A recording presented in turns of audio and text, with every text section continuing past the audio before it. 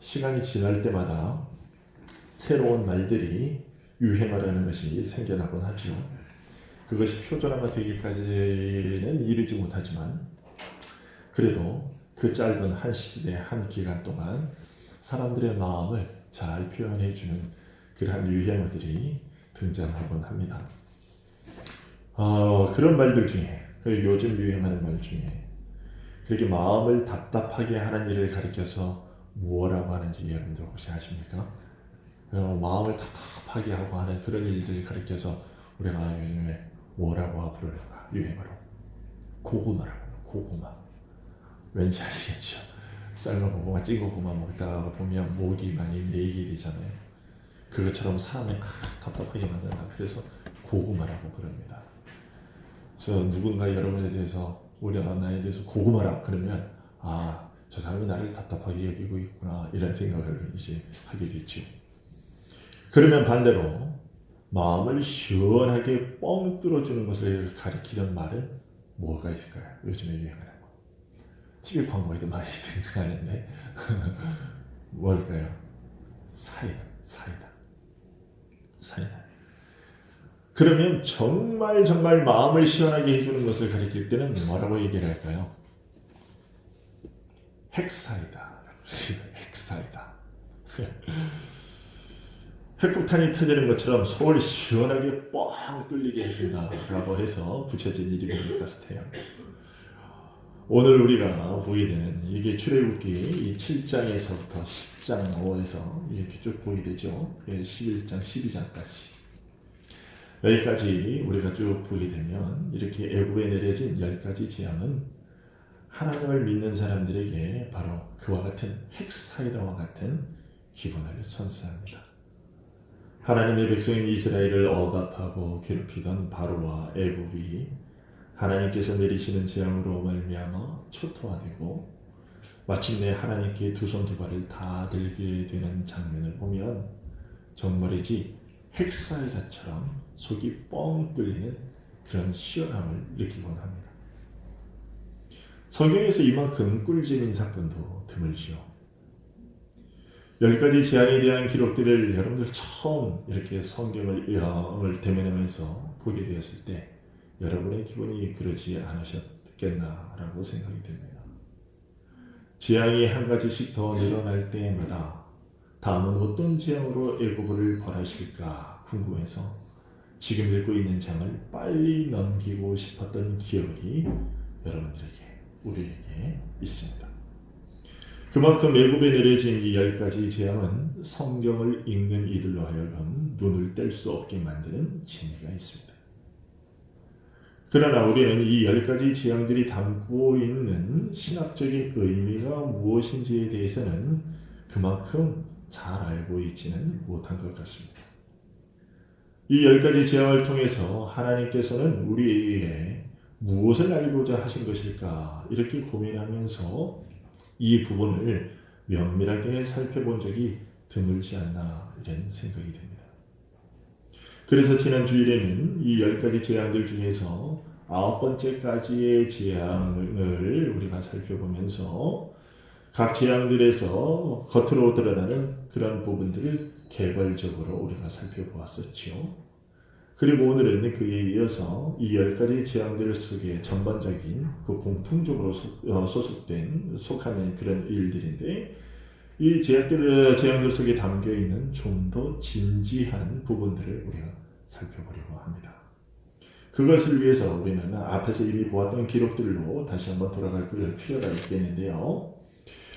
하나님께서는 불붙는 떨기나무 가운데서 모세를 부르셨죠. 그렇게 모세를 부르시면서 하나님께서는 다음과 같이 말씀하셨습니다. 출애굽기 3장으로 우리가 다시 한번 올라가 볼까요? 출애굽기 3장 18절입니다. 한번 찾아보시죠.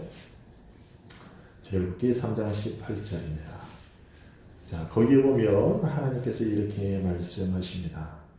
그들이 내 말을 들으리니 너는 그들의 장로들과 함께 애굽 왕에게 이르기를 히브리 사람의 하나님 여호와께서 우리에게 임하셨은지 우리가 우리 하나님 여호와께 제사를 드리려 하오니 사흘 길쯤 광야로 가도록 허락하소서 하라. 이렇게 말씀하셨어요. 자, 그리고 또 모세가 이 부르심에 응답할 때에 이렇게 말씀하셨습니다. 21절에 가서 이제 보게 되면요, 이렇게 얘기합니다. 여호와께서 이제 사장에 이렇게 가보면 사장 21절에서 이렇게 말씀하시는데요. 자, 4장 21절입니다. 여호와께서 모세에게 이르시되 네가 애굽으로 돌아가거든 내가 내 손에 준 이적을 바로 앞에서 다 행하라. 그러나 내가 그의 마음을 완악하게 한즉 그가 백성을 보내주지 아니하리니 너는 바로에게 이르기를 여호와의 말씀에 이스라엘은 내 아들 내 장자라. 내가 내게 이르기를 내 아들을 보내줘 나를 섬기게 하라 하여도 내가 보내주기를 거절하니 내가 내 아들 내 장자를 죽이리라 하셨다 하라 하십니다. 이렇게 되어 있습니다. 지금 이렇게 읽은 이제 3장과 4장의 이 구절들에는 여호와께서 자신을 섬기도록 그의 백성들을 광야로 보내기를 원하시는 이유가 나타나 있죠.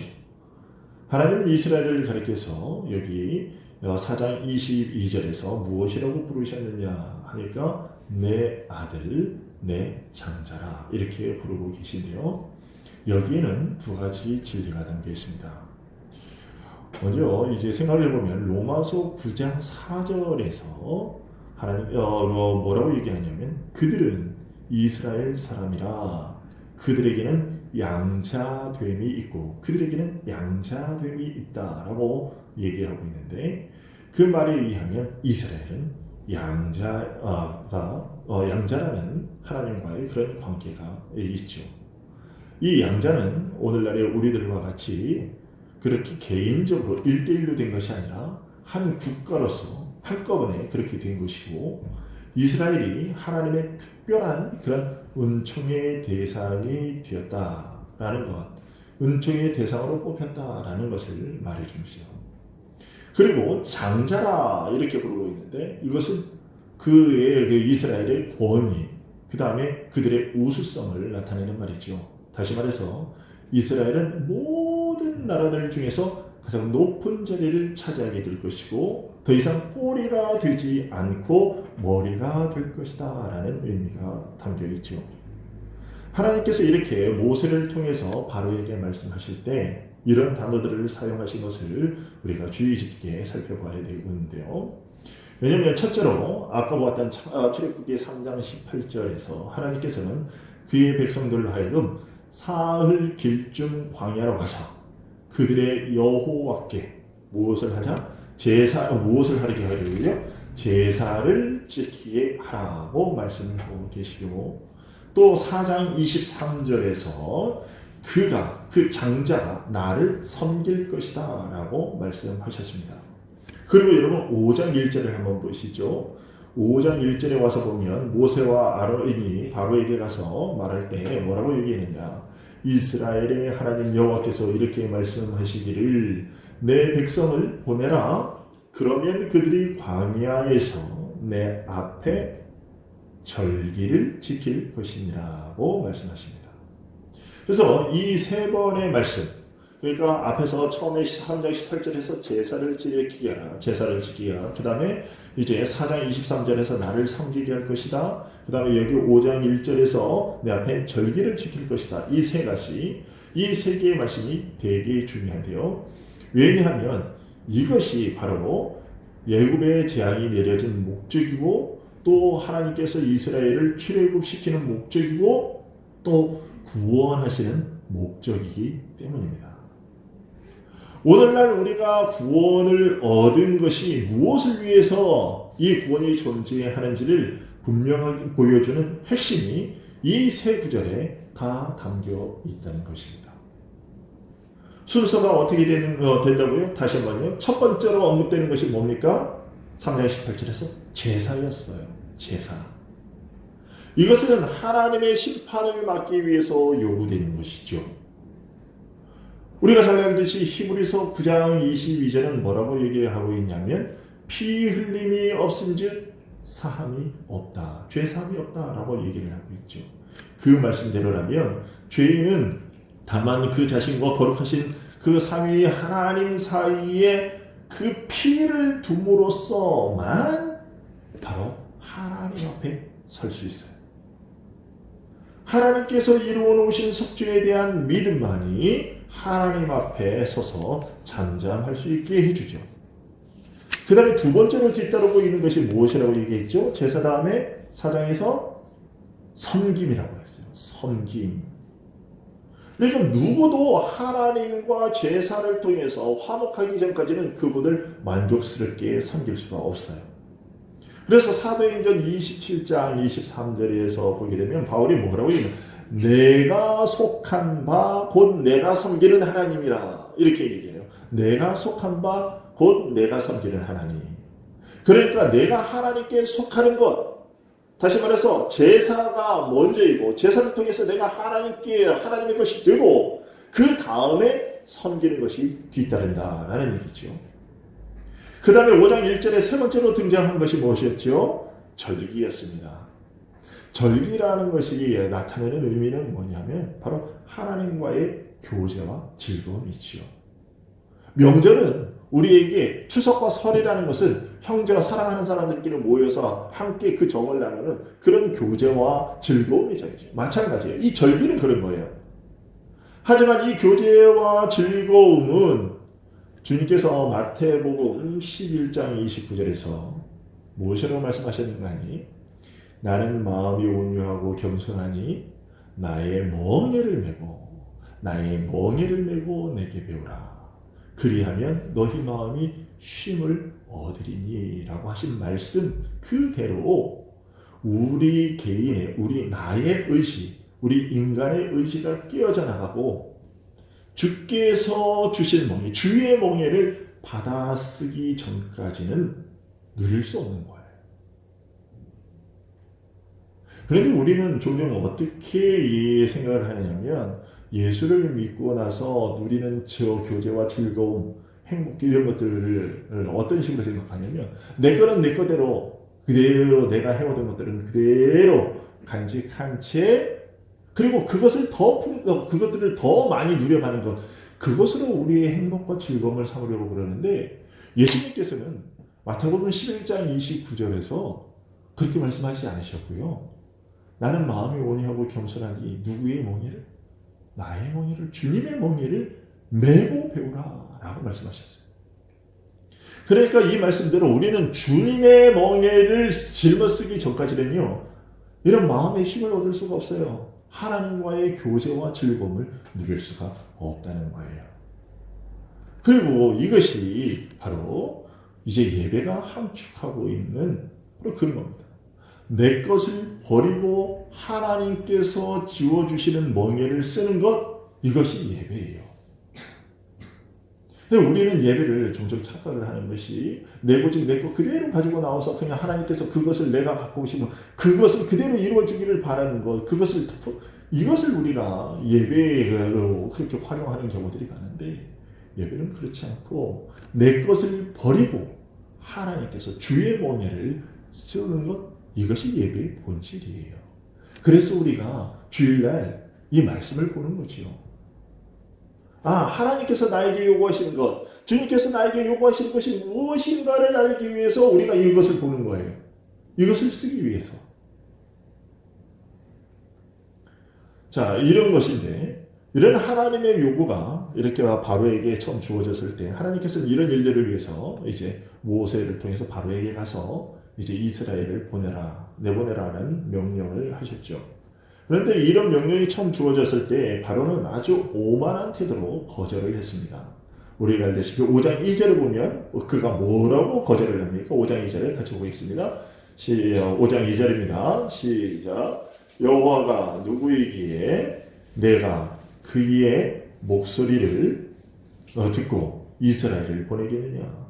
나는 여호와를 알지 못하니 이스라엘을 보내지 아니하리라고 얘기를 하죠. 자, 이런 도전적인 거절에 하나님께서는 쓰라린 심판으로 바로의 땅을 심판하십니다. 지난 주일에 보았던 것처럼 이제 세 번째 재앙까지는 이스라엘이 거하는 고센 땅과 애굽인들이 거하는 땅과 구별 없이 하나님께서 재앙을 내렸죠.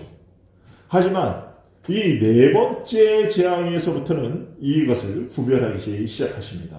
여러분 오늘 우리가 읽었던 8장 22절 한번 보죠. 우리가 지난주에도 한번 봤던 말씀인데 8장 22절 한번 보십시오. 8장 22절 보면 이렇게 얘기했어요. 그날에 나는 내 백성이 거주하는 고센 땅을 구별하여 그 곳에는 파리가 없게 하리니 라고 얘기했죠. 하나님께서 처음으로 이제 이스라엘과 이제 애굽을 구별하겠다라고 말씀하셨어요. 구별해서 재앙을 내리겠다. 이런 하나님의 말씀은 바로에게 깊은 인상을 준 것처럼 보이는데요. 왜냐하면 바로가 이 말씀을 듣고 처음으로 여호와의 요구에 주의를 기울였기 때문입니다. 8장 25절 가서 보죠. 25절에서 바로가 얘기합니다. 바로가 모세에게 뭐라고 얘기합니까? 너희는 가서 이 땅에서 너희 하나님께 제사를 드리라 라고 얘기를 하죠.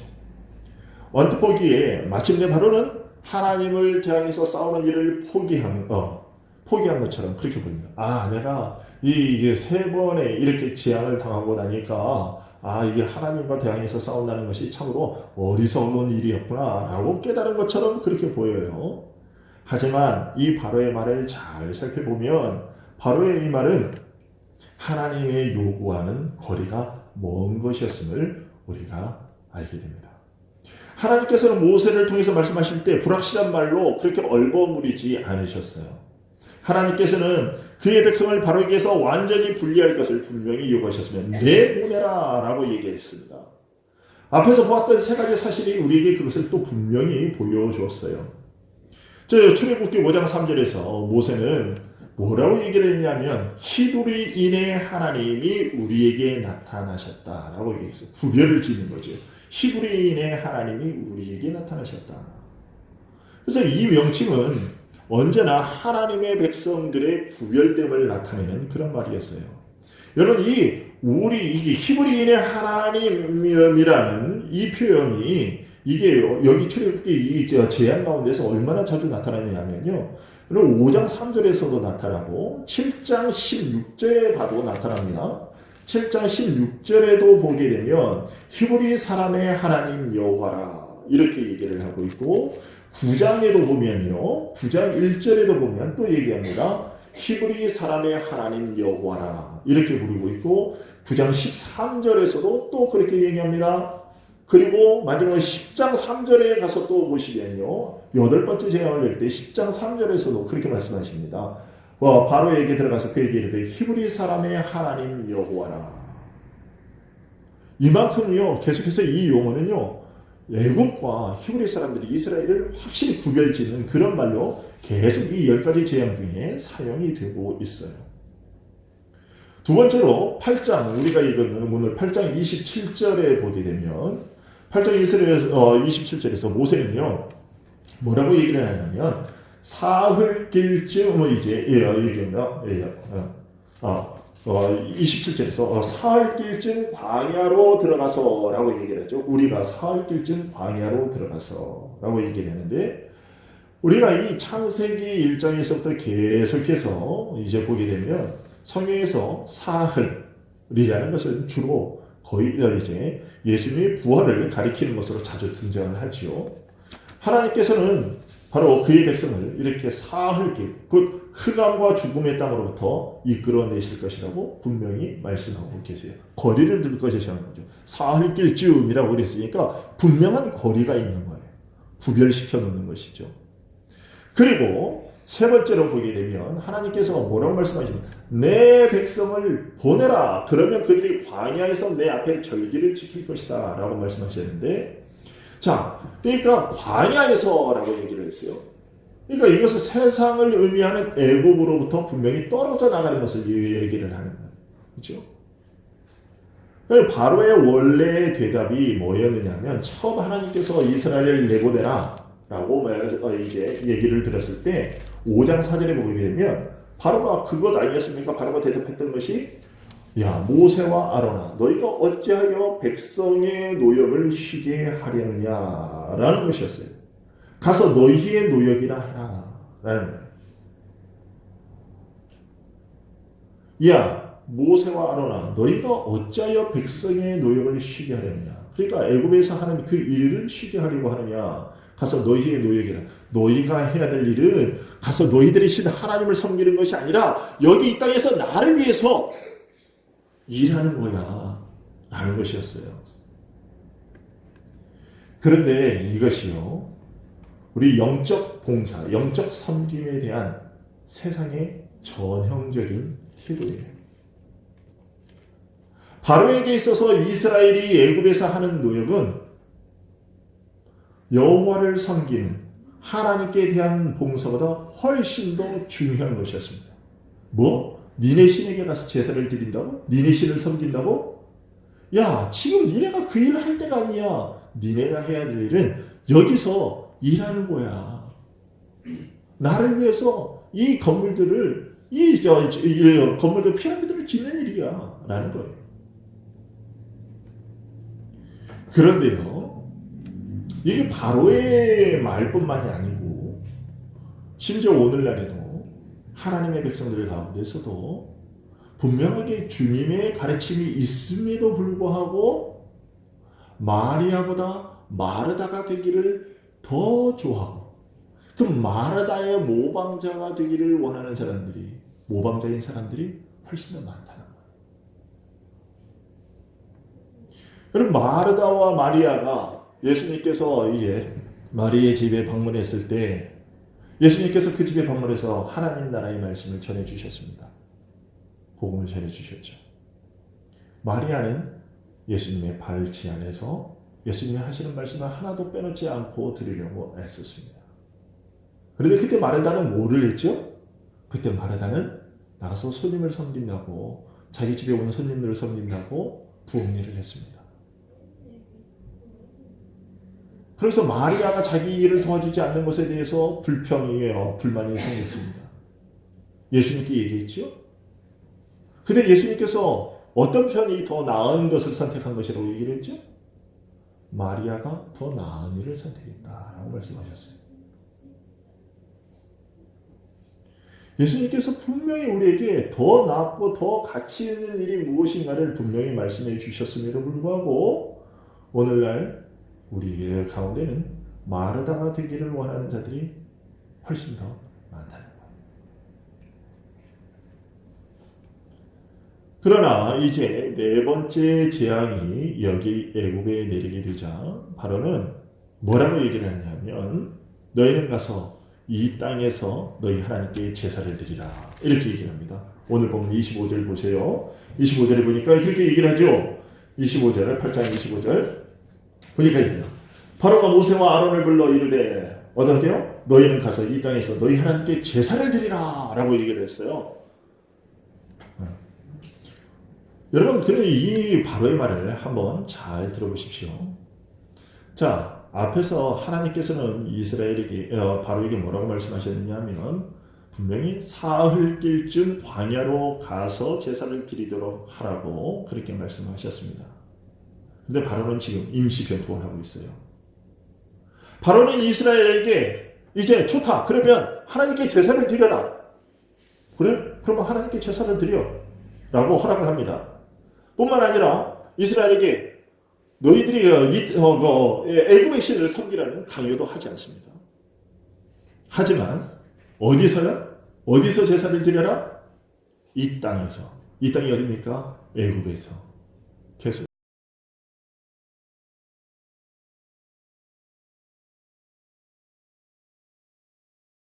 아주 교묘하게 잘 계산된 그런 멘트.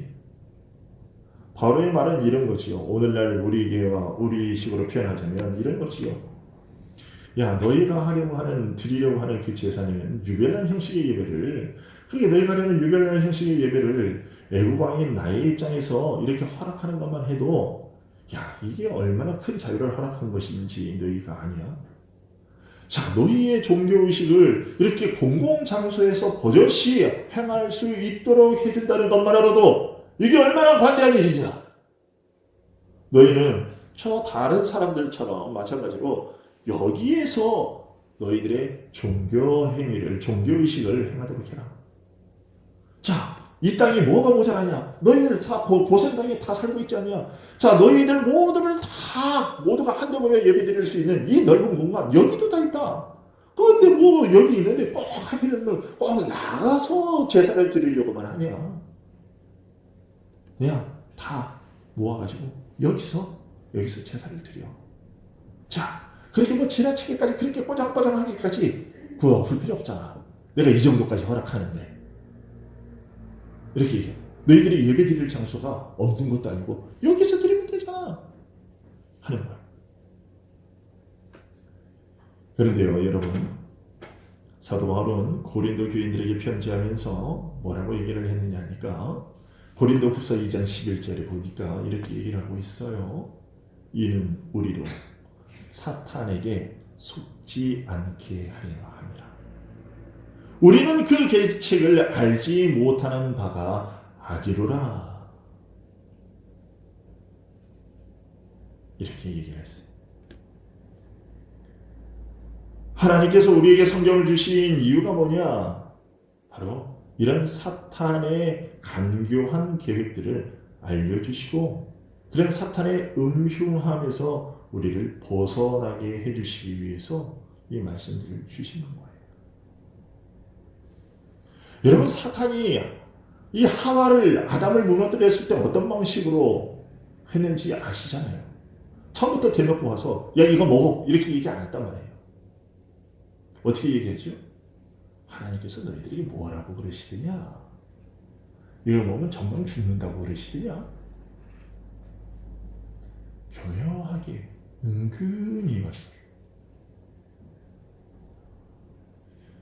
우리들도 마찬가지예요. 그런 기록들을 보면서 사탄이라고 마귀라고 그렇게 이름이 구체적으로 드러나는 그런 구절뿐만 아니라 그런 이름이 없는 그런 데에서라도 사탄이 은밀하게 일하는 것들을 우리가 찾아낼 수 있어야 한다는 거예요.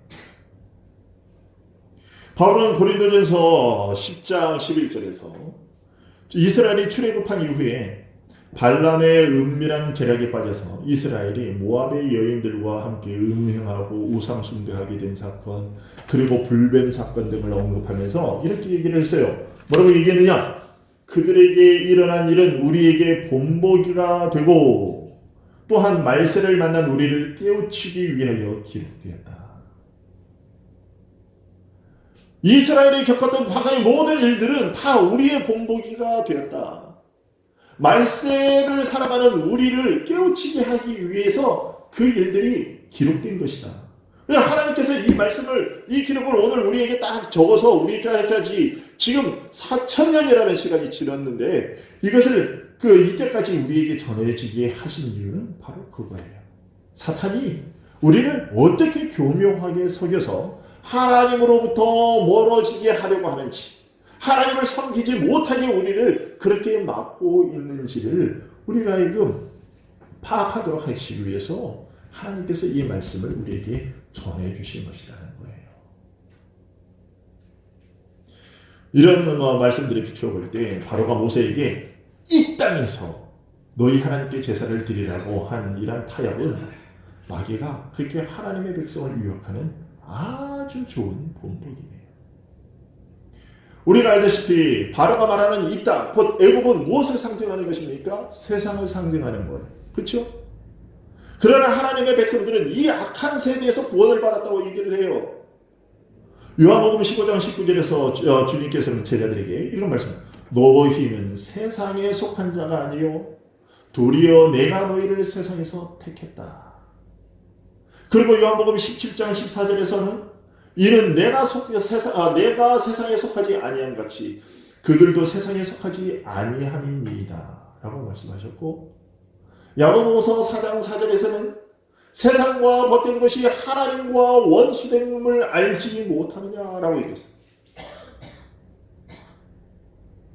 성경이 분명히 이렇게 우리에게 선언하고 있다면 우리 성도들이 어떻게 이 땅에서 세상 가운데 버젓이 세상에 발을 들여놓고 거기에서 발을 진득하니 담가놓고 그러면서 하나님을 섬길 수 있느냐라는, 성도라면 절대 그렇게 할 수 없다는 거예요. 요한복음 4장 24절에서 얘기하죠.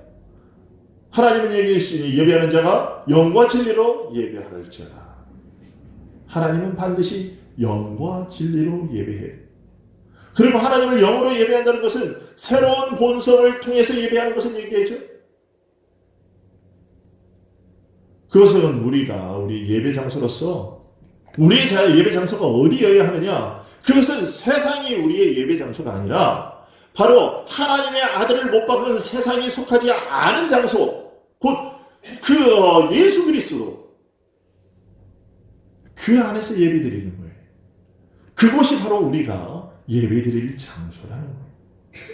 근데 이것은 사탄이 미워하는 거고 사탄이 싫어하는 거죠. 사탄은 신자들이 세상과 교회를 혼합해서 섬기는 것을 목적으로 하고 있습니다. 이런 사탄의 계획이, 이런 공격이 얼마나 많이 성공했습니까?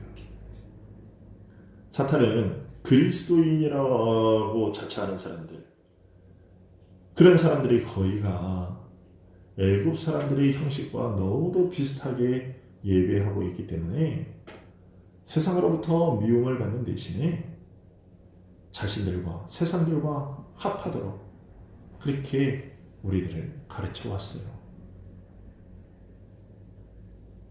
그래서 이제는 소수의 사람만이 세상이 우리를 알지 못하면 그를 알지 못합니다 라고 얘기할 수 있을 뿐이에요. 오늘날 많은 성도들이 이렇게 세상 가운데 바른 세상에 들여놓고 이게 고기만 쭉 내밀어서 그렇게 하나님을 섬겨가고 있다는 거예요. 바로의 제안은, 이런 제안은 아주 교활했어요. 그런데 모세는 그것에 속지 않죠. 모세의 대답은 지체함이 없었고요, 타협이 없었어요. 모세가 뭐라고 대답을 했습니까? 자, 그래, 좋아, 제사를 드리겠다고. 그래, 그러면 이 땅에서 제사를 드려. 이렇게 얘기를 하자 모세가 26절에서 뭐라고 대답합니까? 모세가 이르되 그리함은 부당하니이다. 그리함은 부당하니이다 라고 얘기했습니다. 우리가 우리 하나님 여호와께 제사를 드리는 것은 애굽 사람이 싫어하는 바인지, 우리가 만일 애굽 사람의 목전에서 제사를 드리면 그들이 그것을 미워하여 우리를 돌로 치지 아니하리까 라고 얘기합니다. 하나님의 백성들이 그의 대적들 가운데서 주님을 예배하는 것을 합당하거나 적당하지 못하다라고 얘기합니다. 고린도후서 6장 17절에서 바울은 성도들을 가리켜서 너희는 그들 중에 나와서 따로 있고 라고 얘기했어요. 너희는 그들 중에서 나와서 따로 있다 라고 얘기했어요. 이 말은요, 이사야서 52장 11절의 말씀을 인용한 건데, 여러분들 이사야서 52장 11절 한번 찾아보겠습니다. 이사야서 52장 11절 한번 찾아보십시오. 같이 한번 볼까요? 이사야 52장 11절입니다. 같이 한번 읽겠습니다. 시작. 너희는 떠날지어다 거기서 나오고 부정한 것을 만지지 말지어다. 그 가운데서 나올지어다. 여호와의 기구를 매는 자들이여 스스로 정결하게 할지어다. 여전히 마음을 세상에 머물러 두고 있으면서 그 몸만 와서 예배하는 것, 이런 일은 있을 수 없는 거예요. 이런 예배에 대해서 모세는 이렇게 말합니다. 이 땅에서, 곧 애굽에서 우리 하나님 여호와께 제사를 드리는 것은 애굽 사람이 싫어하는 바인즉, 우리가 만일 애굽 사람의 목전에서 제사를 드리면 그들이 그것을 미워하여 우리를 돌로 치지 않겠습니까? 여러분, 창세기 46장 34절에서 요셉은 야곱에게 만약에 이제 바로 앞에 서게 되었을 때 너희가 하는 일이 무엇이냐라고 묻거든 이렇게 대답하십시오 라고 알려줬지요. 주의 종들은 어렸을 때부터 지금까지 목축하는 자들이온데 우리와 우리 선조가 다 그러합니다 라고 대답하십시오. 왜냐하면 애굽 사람들은 다 목축을 가정하게 여기기 때문에 그러면 우리의 온 가족들이 그렇게 그 사람들과 섞여 살지 않고 고센 땅에 따로 이렇게 살게 될 겁니다. 라고 얘기했어요. 그런 요셉의 말대로 목축이 짐승을 치는 일이 애국 사람들에게 가증한 것이었다고 한다면 양을 하나님께 희생으로 드리는 것 역시도 그들에게 가증히 여기는 바가 될 것이었습니다. 그런데 오늘 본문에 이르기까지 그 이야기가 있은 후 3년이 지나기까지도 그 사실에는 변함이 없었던 거죠. 마찬가지로 우리의 육신을 저주하고 인간의 전적 타락을 가장 잘 드러내는 예수 그리스도의 십자가에서의 못 박히심, 이것은 여전히 세상이 싫어하는 것입니다. 세상의 거침돌입니다. 다시 말해서 오늘 본문의 말씀을 인용한다면 우리가 만일 애국 사람의 목전에서 제사를 드리면 그들이 그것을 미워하여 우리를 돌로 치지 아니하리이까 라고 한 말처럼 세상 사람들에게 죄에 대한 하나님의 심판, 그것을 이해하고 그것의 이제 그 필요성을 우리가 끝까지 주장하고 예수 그리스도의 십자가로 인해서 신자들이 세상에 대하여 못 박혔다, 세상에 대하여 향하여 못 박혔다, 이런 소리를 계속해서 해대면 세상은 우리에게 순식간에 그 태도를 돌변해서 정의감을 드러낸다. 여러분, 세상에 가서 세상 사람들이 한번 물어보세요. 당신은 죄인입니다. 예수 그리스도를 믿어야만 당신이 구원을 얻을 수 있습니다. 라는 이 이야기를 하면 세상 사람들이 좋아하던가요? 세상 사람들이 싫어하는 이야기예요, 이것은.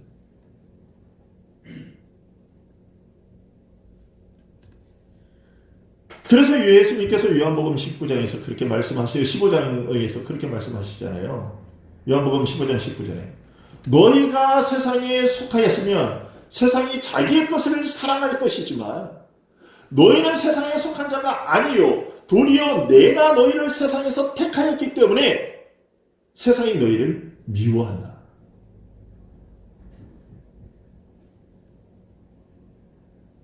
만약에 세상이 우리를 미워하지 않으면, 세상이 우리를 미워하지 않으면, 내가 세상 사람들에게 전혀 미움받아 되지 않고 있다면 그것은 세상 사람들이 아직 나를 무엇으로 보고 있느냐면 자기들과 똑같은 사람으로 보고 있는 거예요. 여러분, 만약에 우리들의 입을 열어서 계속해서 그 사람들에게 당신은 죄인입니다. 당신은 절대로 그렇게 해서는 구원을 얻을 수 없습니다. 하나님을 예수 그리스도를 믿어야만 합니다. 라고 계속해서 얘기해 보세요. 그러면 그 사람은 여러분에게 안 옵니다. 아, 저 사람은 만나기만 하면 그 말을 해. 아우, 듣기 싫어. 귀찮아. 아우. 그래서 딱 필요할 때만 와서 잠깐 얘기하고 여러분들 같이 앉아 있으려고 하지 않아요.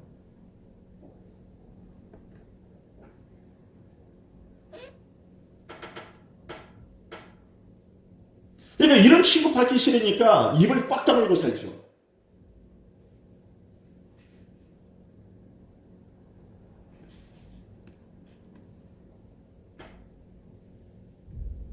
그리고 오늘 본문에서 한 가지 더, 모세가 바로의 제의를 받아들이지 않은 이유가 27절에 드러나는데요. 27절을 한번 보세요. 27절 보면 이렇게 얘기합니다. 우리가 사흘들쯤 광야로 들어가서 우리 하나님 여호와께 제사를 드리되, 그 다음에 뭐라고 되어 있죠? 27절, 우리에게 제사를 드리되 뭐라고요? 우리에게 명령하시는 대로 라고 합니다. 여기서 모세는 바로의 공격의 진짜 핵심적인 요점, 이것이 무언가를 바로 드러냅니다. 바로가 무효화시키려고, 무기력화시키려고 했던 것이 뭐냐면 하나님의 말씀이었어요. 여호와께서는 분명히 광야에서라고 말씀하셨어요. 그렇기 때문에 바로가 말한 것을 받아들여서 이 땅, 곧 애굽에서 예배한다는 것은 굉장한 불순종이 되는 거죠. 하나님께서 일단 말씀하시면 그것으로 모든 일은 끝나는 겁니다. 논란을 하거나 거론할 여지가 없어요. 의논하고 다투는 것도 헛된 일이에요. 우리들의 의무는 뭐냐? 순복하는 것밖에 없습니다. 말씀 자체가 다른 모든 것과 마찬가지로 우리들의 예배와 봉사를 조정해야만 하는 거예요. 인간의 의견, 우리들의 전통, 우리들의 관습, 우리들의 편의성, 이런 것은 예배와 아무런 상관이 없어요. 거룩하고 신성한 하나님의 계시인 성경의 말씀만이 우리들이 호소할 수 있는 유일한 법정이에요. 이 법정에서 다른 것을 가지고 주장할 수가 없어요. 오직 하나님의 말씀만이 이 법정의 주장의 근거로 사용됩니다. 내 기분이 이러니까, 내 감정이 저러니까 하는 것은 예배와 상관이 없어요. 이제까지 우리 교회가 해왔던 거니까, 다른 교회들도 다 하니까, 이런 것을 근거로 하는 이런 주장은 예배에 받아들여질 수가 없어요. 오직 성경이 말하고 있는 것이냐 아니냐, 이것만 예배와 상관이 있는 거예요.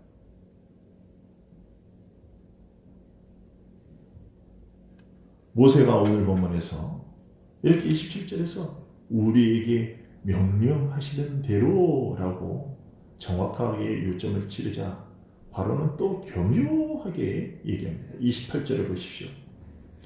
28절 보면 바로가 이르되 내가 너희를 보내리니 너희가 너희의 하나님 여호와께 광야에서 제사를 드릴 것이다. 이렇게 이야기하니까 또 바로가 이번엔 정말로 허락하는 것 같이 보입니다. 그래. 아까는 광야 처음에는 뭐라고 했죠? 광야에서 제사를 드릴 겁니다 하니까 아니 그러지 말고 이 땅에서 제사를 드려 라고 그러니까 모세가 아니요, 그것은 부당합니다. 우리는 여호와께서 말씀하신 대로 그렇게 할 겁니다 라고 얘기를 하니까 그래? 그러면 이제 광야에 가서 제사 드려 라고 양보를 합니다. 자, 그러면 이제 모든 것이 다 끝난 것처럼 보이죠? 그러나 바로의 말의 끝을 보십시오. 뭐라고 얘기합니까? 너무 멀리 가지는 말아라. 마귀가 우리를 유혹할 때에 가장 즐겨 쓰는, 그리고 가장 성공 확률이 높은 성공 그 방법이 바로 이거예요. 우리는 이런 말을 얼마나 자주 듣는지 몰라요. 극단을 피하고 열광적이지 않고 종교 생활에 있어서 건전하고 분별력 있게 협소한 마음이 되지 않도록 주의하라. 이런 말들 우리가 얼마나 많이 듣습니까?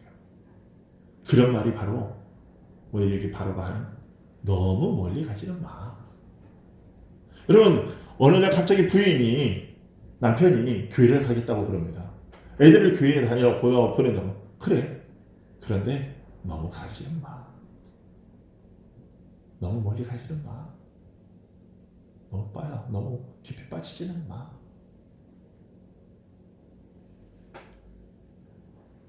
만일 당신이 진정으로 그리스도인이 되기를 원한다면 당신의 인생을 망치지는 않게 하십시오. 당신의 옛친구와 그 관계를 잘라버릴 것까지는 없지 않습니까?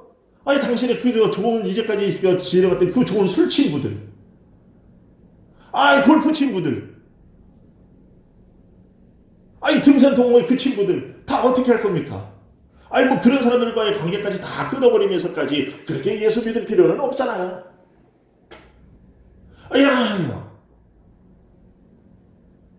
하나님께서 당신이 그런 일들도 하나도 하지 못하고 그렇게 그냥 막 교회만 다니고 그렇게까지 하면서 당신이 그렇게 슬퍼 보이거나 그렇게 불행하게 보이는 그런 모습을 하나님께서 원하시겠어요? 그 자체가 죄가 되지 않는데 무슨 등산하는 것이 죄가 됩니까? 골프 치는 것이 무슨 죄도 아니고 술 마시는 것이 무슨 술 한잔 하는 것이 그렇게까지 큰 죄입니까? 그런 즐거움과 여가 생활까지도 못하고 하나님을 섬긴다면 그건 하나님이 너무한 거지요. 사탄은 이런 속성으로 얼마나 많은 영혼들을 속여왔는지 모릅니다. 오늘도 우리에게 이런 속성으로 우리를 유혹하잖아요. 예수 믿는다고 그렇게까지 할 필요는 있나?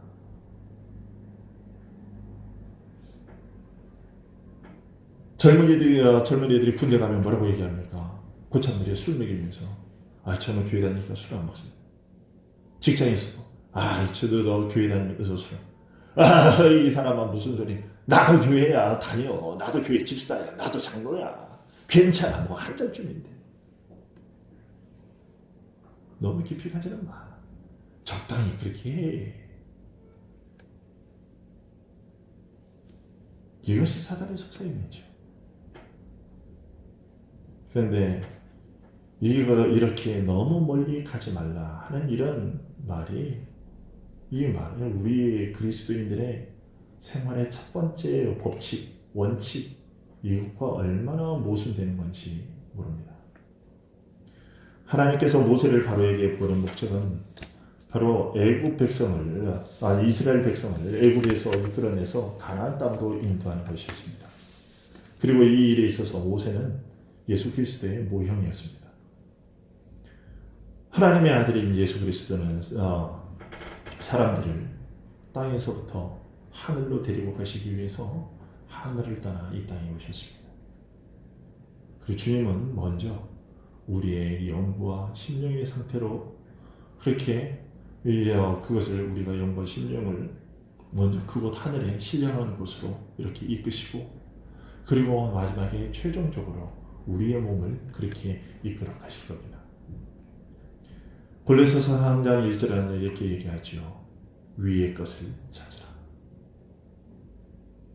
이것이 하나님이 우리에게, 그의 자녀된 우리에게 하시는 요구예요. 또 히브리서 3장 1절이 뭐라고 얘기합니까? 함께 하늘의 부르심을 받은 거룩한 형제들아. 하늘의 부르심을 받은 거룩하다는 뜻이 무엇입니까? 구별된 형제들아. 이렇게 성경은 우리에게 세상으로부터 멀리 떨어져 있어야 된다고 얘기를 해요. 그들과 떨어져 있어야 된다고 얘기를 하는데, 사탄은 뭐라고? 멀리 가지는 마. 우리의 관심, 우리의 기분, 우리의 감정, 우리의 방법으로부터의 분리, 이것이 예수 믿는 사람들의 첫 번째 생활 규칙. 내 감정이 별로 그렇게 오늘은 예배할 기분이 아니야. 내 마음이 오늘은 별로 그렇게 기도할 마음이 아니야. 내 마음이 오늘은 교회 갈 기분이 아니야. 나는 오늘 이런 일이 있어서 오늘 교회는 못 가.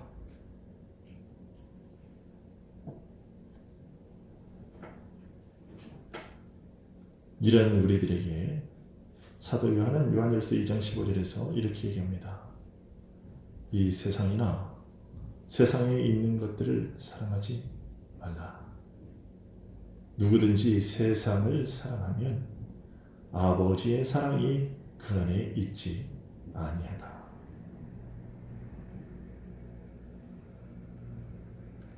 이렇게 얘기를 하면 사람들은 그렇게 물을 겁니다.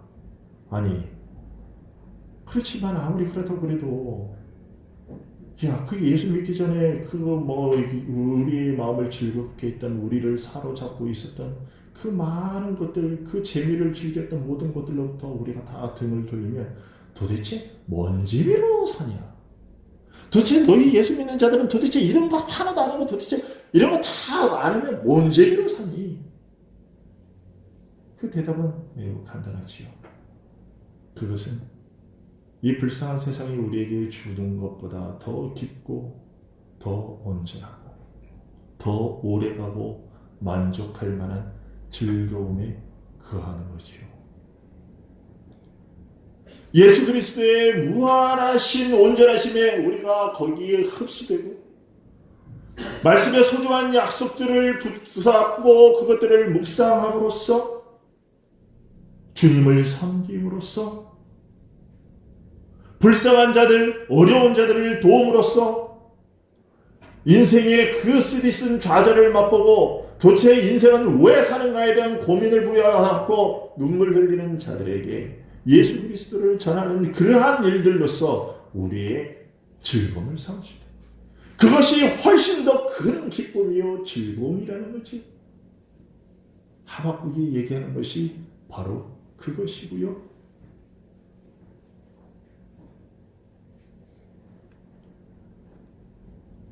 하나님께서는 자기 백성들을 애굽에서 이끌어내서 빈손으로 그 아무것도 없이 그렇게 초라하게 그렇게 살다가 죽게 하려고 끌어내시지 않으셨어요. 하나님께서는 이스라엘이 여호와의 절기를 지킬 수 있도록, 다시 말해서 하나님과의 교제를 통한 즐거움을 선사하기 위해서 그들을 이끌어내셨고, 바로 예수 그리스도도 그것을 위해서 우리를 세상에서 구원해 내신 것입니다. 우리를 광야로 이끌어내신 이유는 뭐냐? 바로 절기를 지키기 위해서, 하나님과의 교제와 즐거움을 누리게 하기 위해서. 인생의 제일된 목적이 무엇입니까? 하나님을 영화롭게 하고 그를 영원토록 즐거워하는 것입니다.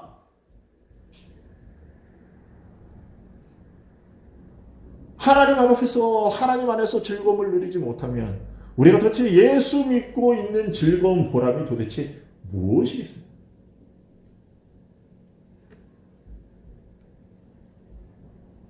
예수 그리스도, 광야 되신 예수 그리스도 안에서 우리가 함께 그와 교제하며 누릴 때, 그때 우리의 진정한 복이 있는 것이죠.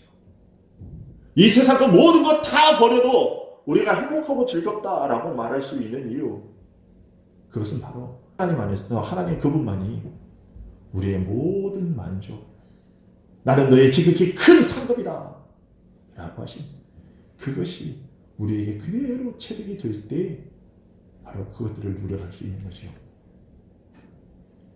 이것을 위해서 우리는 오늘도 말씀을 듣고 기도하고 엎드리는 것이요. 우리가 오늘 말씀을 다시 한번 마음에 새기고 하나님께서 우리에게 명령하시는 대로 그렇게 하나님께서 그렇게 하나님을 섬겨갈 수 있게 되기를 간절히 소원합니다.